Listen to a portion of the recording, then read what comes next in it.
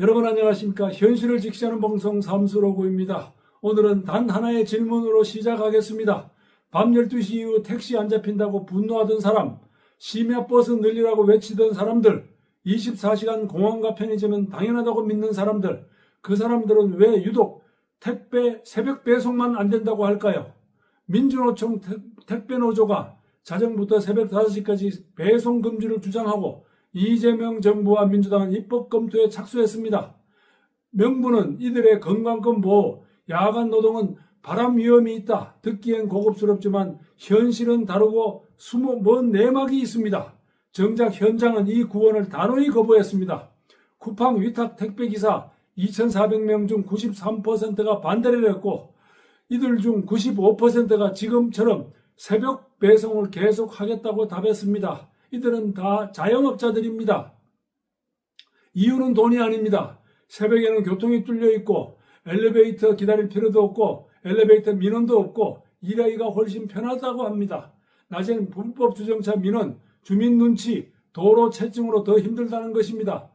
즉 새벽을 막겠다는 사람은 현장에 없고 새벽을 지키겠다는 사람은 현장에 있습니다.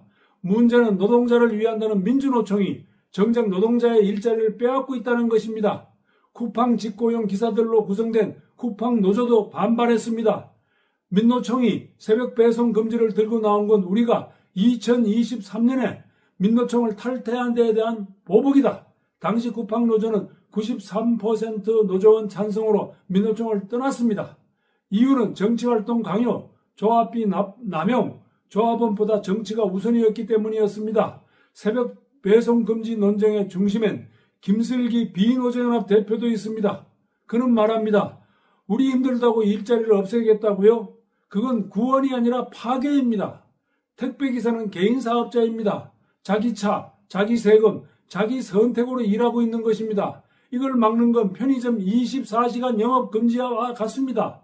민노총이 선택의 자유를 통제하려는 순간 그건 보호가 아니라 간섭입니다. 그리고 바로 그 틈을 중국이 노리고 있습니다. 알리익스프레스는 알리프레시를 시범 운영하며 새벽 배송 인력을 모집 중이고 테무도 국내 물류업체와 손잡고 1일 배송을 준비 중입니다. 한국이 스스로 새벽 배송을 멈추면 그 시장은 그대로 중국이 집어삼키게 되는 것입니다.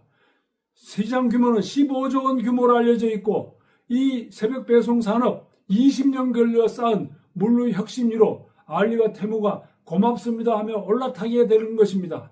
쿠팡은 10년간 6조 2천억 원을 투자했고 27년까지 3조 원을 더 넣어 전국 일망을 구축 중입니다. 그런데 정부는 이런 산업 경쟁력을 보호하기는커녕 노동자가 원치 않는 금지로 막고 있는 것입니다. 이게 말이 됩니까? 뭐 하는 짓입니까? 결국 규제할 것은 한국 기업에, 기회의 미소는 중국 돌아가게 됩니다.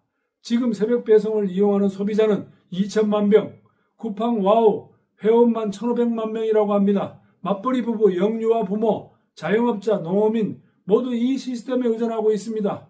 이건 단지 빨리 받는 편리함의 문제가 아니라 서민의 생존, 농가의 팔로, 중소상인의 숨통과 연결된 문제입니다.